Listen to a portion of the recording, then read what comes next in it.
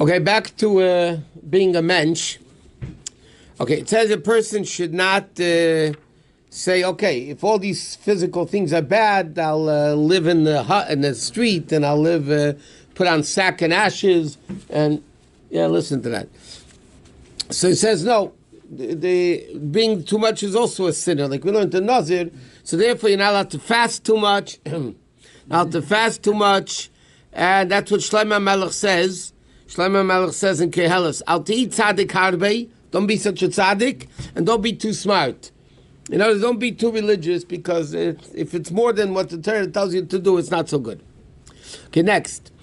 The first thing in Shulchan Aruch, at least in Alter Rebbe Shulchan Aruch, is what the Mishnah says. Yehuda ben Tema says like this: should be bold like a leopard, running like a deer, swift like an eagle. What does it mean? You should never care about what people make fun of you when it comes to doing Torah mitzvahs. You're doing what Hashem wants us to do. People will make fun of you. That's a normal given fact. It says, don't care about them. You don't care what people laugh at you, because you know what you're doing is right. The physical example of that is, normally you wouldn't find, maybe today you would, but normally you wouldn't find people walking in the street, walking like this, with their hands all over the place. You'll think they're nuts. But God forbid, if somebody's drowning and they want to stay afloat, they're going to do that if that's what keeps them afloat. And they're not going to think, well, the guy walking by in the seashore is going to think I'm nuts. Because obviously, if you're dealing with your life, you don't care what people think about you. So it says the same thing with Torah mitzvahs. Torah mitzvahs is the life of a Jew. Kem chayenu. So therefore, a person, when he comes to doing Torah mitzvahs, shouldn't care what people are going to speak about them. But even though it says you should have az kanemer, meaning bold like a leopard, bold is azus, which is really chutzpah. So it says you shouldn't be chutzpah, because you shouldn't acquire the trait of being chutzpahdik, of having chutzpah in our own personal life. So you have to be bold, and you have to know what this is what I need to do, and I don't care what other people are going to think about it. At the same time, we shouldn't acquire the trait of chutzpah, because it's not a good trait to have. What do you mean chutzpah? You know, chutzpah is, it's an English word. No, like it's an English word already, chutzpah. What are you talking about? Here, what's his name? The audacity? You mean audacity? Nathan Prager. He wrote a book, chutzpah. No, the guy in Harvard. What's his name? Dershowitz. Dershowitz wrote a book called chutzpah. It's called audacity. Audacity is another word for chutzpah. I don't understand. Look in a dictionary what the word audacity means. Okay, next is like this. A person should never fight for a mitzvah. What do you mean not fight for a mitzvah? No. Like it says, to daven be for the Yomid, to be the chazan. A lot of times, people have yahrzeit, have this and that, and they end up fighting for the mitzvah. Or to have an aliyah. A lot of times people fight because they want to get called up to the Torah. So it says in Shulchan Aruch, you're not allowed to do that. Why? Where do we see that? There was a lechem upon him, the showbread that was in the Beis Hamikdash, in the Mishkan, at the table, the 12 loaves of bread.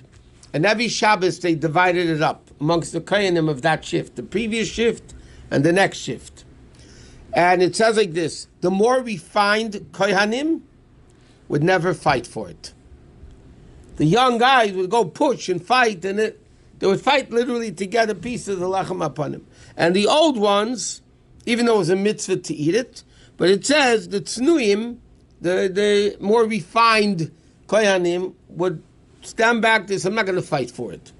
Because it's interesting, if a person, let's say, wants an aliyah because they have yahrzeit, and because they're not going to come fight about it, what happens is you're doing more damage to the soul that you wanted to do good for by getting an aliyah, or by saying kaddish, or by davening for the be the chazan to daven for the Yomid, than you would be by fighting. So the whole thing is for the benefit of the neshama. If a person fights for it, it's worse for the neshama than just leaving it alone. Without auction the money, he's not fighting? No, that's a ma'aseh tzedakah. Somebody That's cannot afford it, he wants to read and you have rich and So he tries either to go to a place that it doesn't have it. And he tells a guy that, listen, I have your site, I would like to try not to outbid me, whatever. Okay. No, we're going to come to that. Okay, next. The nature of a person, this is the way Hashem created us, that you are drawn after your friends and your society. Bottom line is, people are drawn based on peer pressure, as it's called in English. Social pressure, peer pressure.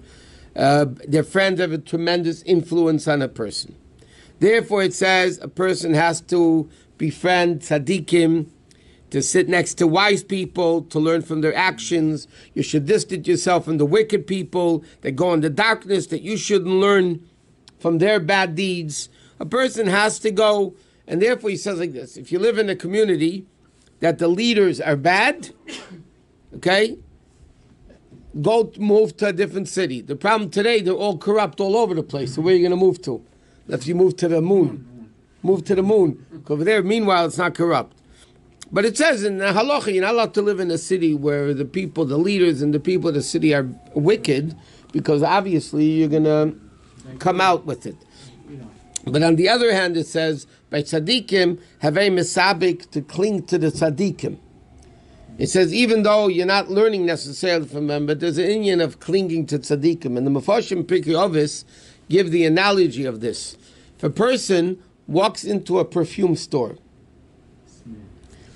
they're not putting perfume on themselves. Or to speak about it today, you walk into a room where everybody's smoking, the smoking lounge. So even though you're not smoking, but you come out smelling from smoke. Right? Even though you didn't do it, but nevertheless, it affects you. At least superficially, maybe you didn't smoke internally, but superficially you smell from smoke. So the same thing in a positive way. When you go into a perfume store, you're going to walk out smelling good. So therefore it says you should connect to scholars and to good people and upright people, because then you learn the good from people. So that's what Hashem tells us to do. That's one thing. Next thing is to cling to scholars. One is to learn from scholars, and the other one is to cling to scholars. What does it mean, clinging, connecting to scholars? It says like this. The pasuk says by Hashem, Achrei Hashem Elokechem telechu, you should follow the way of Hashem, uveisid bakum. You should cling to Hashem. So the Gemara asks, can somebody cling to Hashem? Hashem is like a fire. I mean, you can't cling to Hashem. So therefore it says, what do Chazal tell us? Hidavik b'talmidei chachamim. If you cling, if you connect to scholars, it's like connecting to Hashem. Why? Because scholars live, tzaddikim I'm talking about, live the way Hashem wants us to live. So by clinging to them, therefore it says like this, you should try to marry a daughter of a scholar, you should marry a daughter to a scholar, you should eat and drink with them, do business with them, whatever you can, stick around, hang around the scholars, because the longer you hang around the scholars, hopefully the better you'll get. And like it says in Pirkei Avos, Besavik b'afar ragleim, you should get dusty from the dust of their feet. Meaning, when they walk in the street, you kick up dust. At least in the old times, before there was pavements. So you walk about behind them, you get dusty. So that's what you should do. Okay, next is a very easy mitzvah to do: loving everybody. Loving everybody. You have to love every single Jew as much as you love yourself. Even the ones you hate, you have to love. You're not allowed to hate anybody. You have to love every single Jew as much as you love yourself. Yeah. Is it possible? I told you, I have a friend. He told me he used to daven here. He said, I like to go Rosh Hashanah Yom Kippur to a shul where I don't know anybody, because then I can love everybody. Because I don't know them, I love them all. He said, if I go to a show where I know the people, I end up this on Rosh Hashanah Yom Kippur. He says, I don't like davening a show where I know people, because I won't be able to love everybody. Now, in Tanya, the Alter Rebbe explains one way of coming to the mitzvah of Yisrael, because the question is, Taka, how can I command you to love somebody? Because I don't like him. Like we said, there's a mitzvah after Hashem Lakecha, We learned in Tefillah, we're learning Shema, right? It says, love Hashem. I don't love him. What do you want to do? I can tell you to do something you don't want to do, but I can't tell you to love somebody if I don't love them. There's no button, a love button, to turn on the button that, I love you. So how can Hashem command us to love? And the same thing with another Jew. The Jew messed me up in business. He did something bad to me. How can I love him? I don't love him. I can't love him. So what's the answer? And the Torah is realistic. The Torah says, you have to love everybody like yourself. So, it's late already, but the answer to this is what Hillel told the convert, the prospective convert. When the guy came to Hillel and he said, I'll convert if you teach me the Torah on 1 foot. And Hillel said, what